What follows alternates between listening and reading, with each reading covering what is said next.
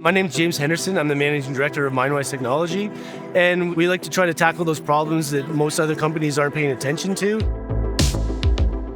We design and deploy safety systems, vision systems, and different technologies to be able to improve situational awareness and just efficiency in underground operations.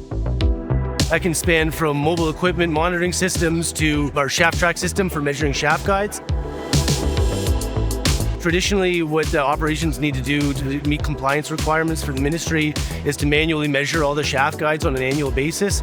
The issue is that it's very time-consuming and consumes up to a week of shaft time just to collect this information, which we've been able to consolidate into a single shift.